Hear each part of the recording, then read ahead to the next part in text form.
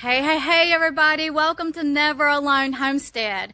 Look, guys, I have been up since about 3 a.m. and I was out the door around a little after 6, and I was out in the garden doing some things while the weather has been actually awesome today. The temperatures were up to about 87, and it's right now there's got an overcast, and it's so cool, it's so nice, it's so lovely. You know, it's not burning up, it's not cold, it's not windy, it's not raining at the moment. So I want to share with you what my garden is doing, okay? Listen, guys, look at these tomato plants right here. Look at them. They are growing like a weed.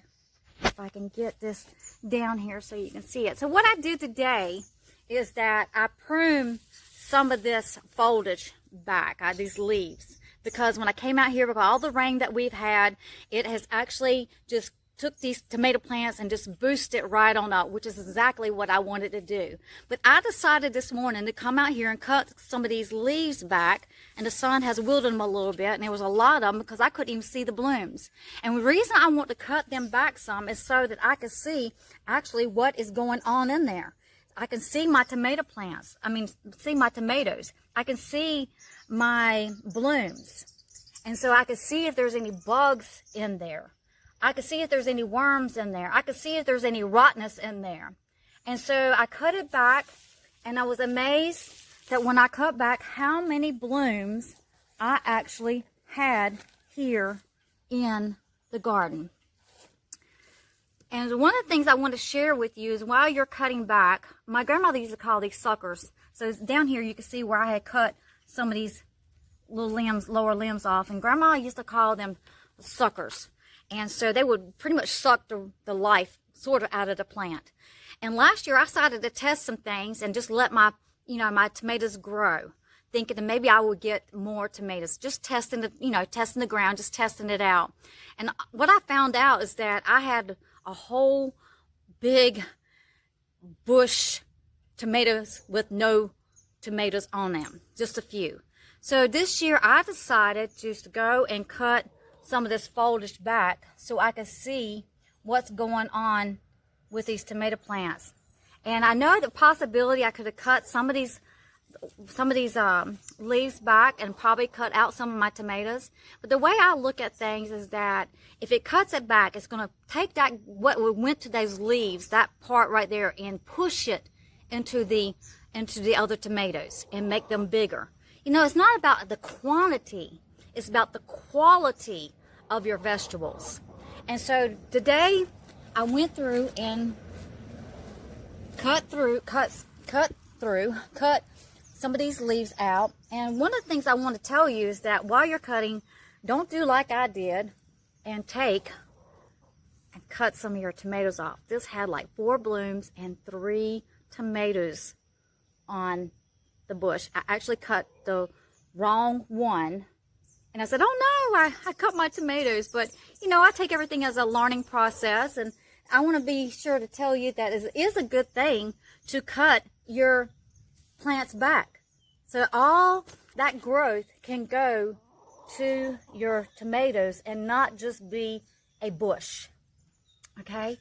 So also I went down here, and these are the onions. And I know it's a little late, but since I already had the bulbs, I decided to go ahead and plant them. I like to take these right here and put them in potatoes. So if it doesn't produce any bulb down here or a big bulb, then I'm going to be watching this foliage right here, this onion right here, make sure it doesn't get too tough, and it's starting to get, because it's getting later in the summer. And if it starts dying out or whatever, I'm going to cut this off. I can put it in different things, especially potatoes, or I can dehydrate it. So down here, you'll see how lovely these cucumbers are doing. Now, I know I got a lot of cucumbers in there, but this is the thing, guys, is that I want to make sure that the strong does survive. I want the strong ones. Eventually, if it's a weak plant, it'll start dying out. And probably as they're doing as well as they are right now, then I'll take a few of them to my mother and plant them for her.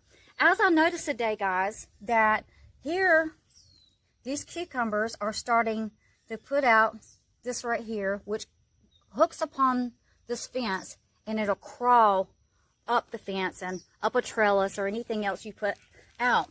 And while I was down here, know if I can get a picture of it.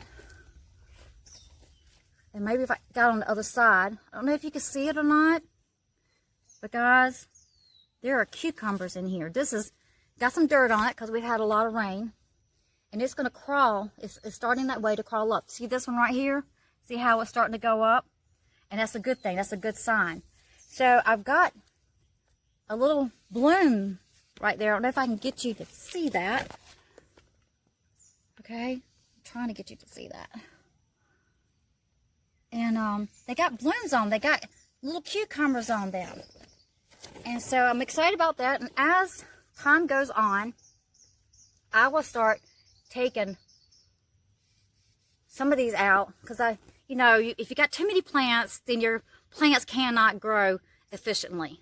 They'll be crowded out, and then you won't get actually the proper vegetable that you want to get.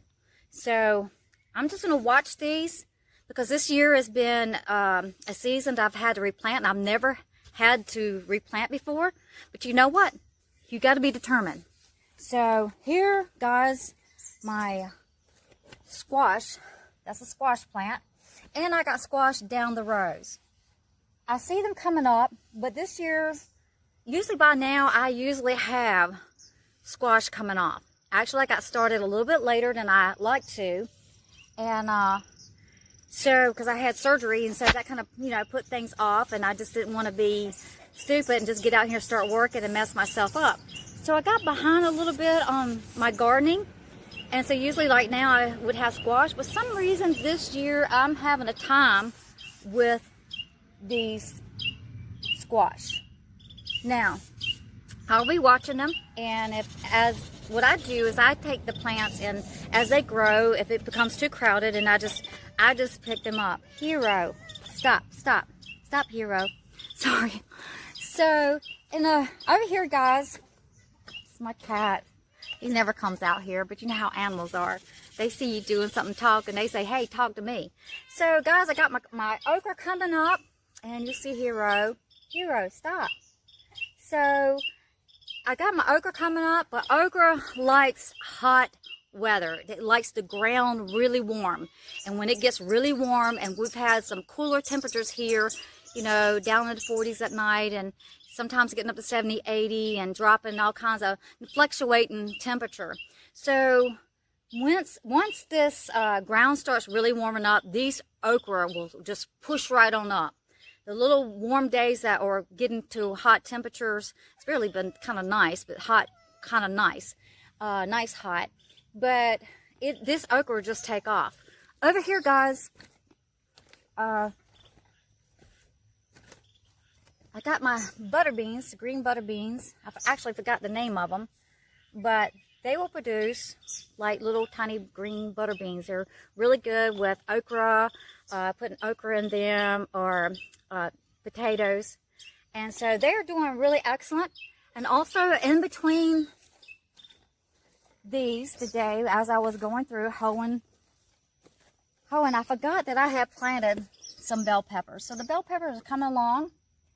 But I did notice today that some of my okra, I was like, it looked like something was eating on it. And I was like, okay, well, I don't see anything. And then as I was trying to push the dirt around the roots, because we had a lot of rain, then I saw some little ants. So what I did, I went and put some 7 dust on it, because ants, we call them fire ants here down into the south. But they're red ants. And when they bite you, it feels like fire, especially if you scratch it. And so what I did is I went and put 7 dust on these few plants of where I saw the ants. Possibility that's what was messing up my okra, a couple of my okra plants.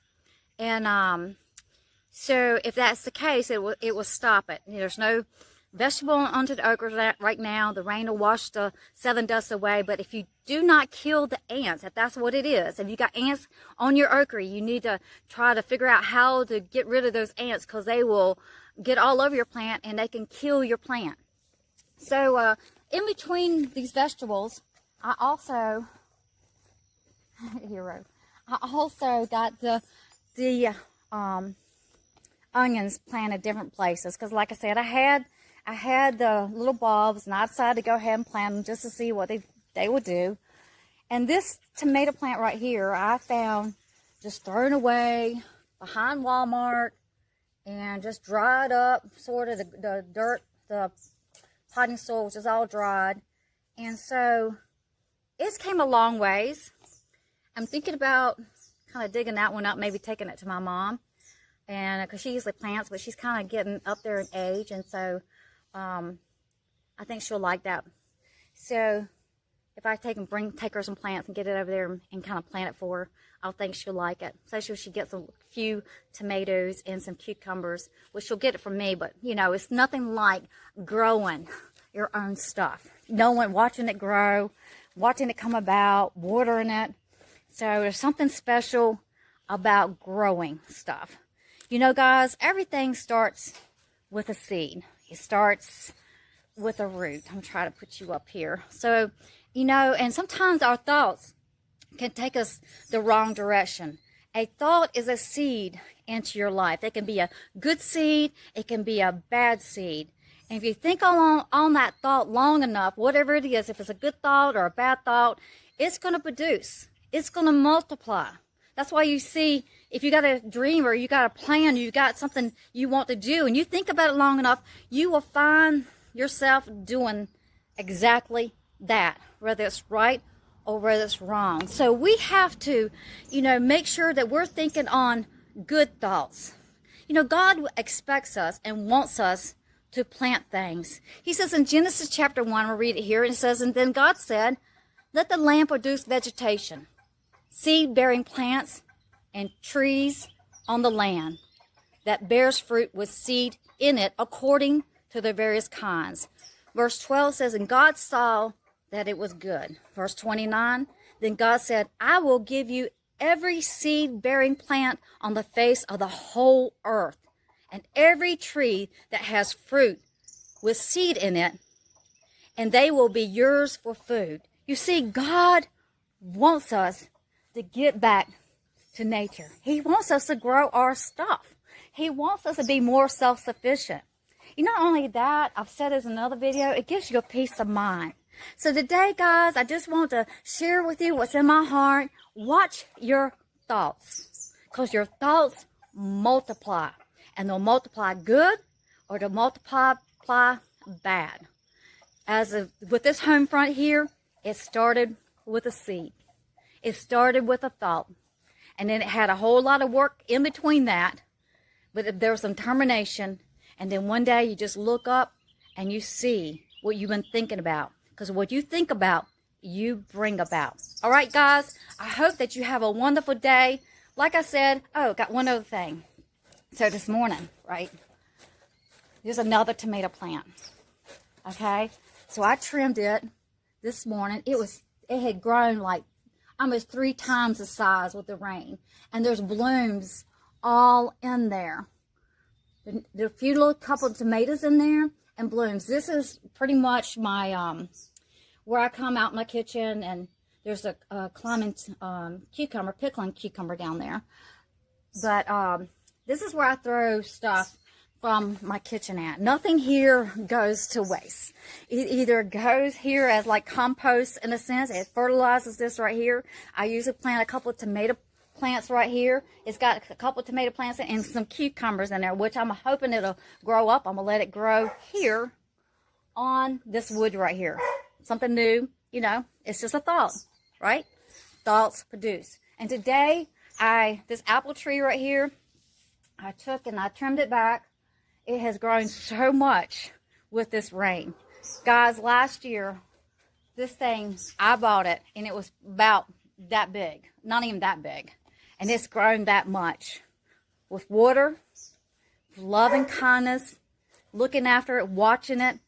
You know what? It has become an apple tree. And one day, I'm looking forward to seeing apples on that tree. Now I've got another one. It's not as big as this one because I have a dog that you can hear in the background.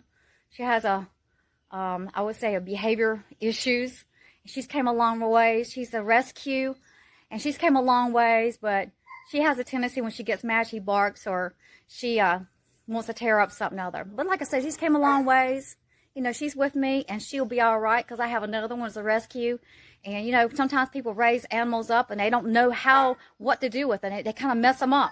And then when they mess them, they become problems. They want to get rid of the problem. Well, you know, then it takes someone else with a lot of loving and kindness and patience and some discipline. You know, they're like children.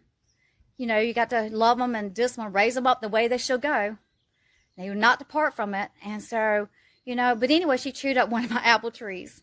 But it's growing. It's okay. You know, it'll probably grow bigger than this one once it's starting to take off right now. I just had to move it because of her little issue that she's seen me messing with. And she thought, oh, I'm mad. I'm gonna tear this up. So anyway, she's came a long way. She's okay. We'll be all right. But anyways, God bless you. Thank you so much for watching. If you would like to share, please share. If you'd like to, you know, like this video, please like it. Please subscribe. If you want to leave a comment, please leave a comment. I'm welcome and open to any comments, and will be willing and ready to reply back to you. Okay, guys, have a wonderful day. God bless you. Take care.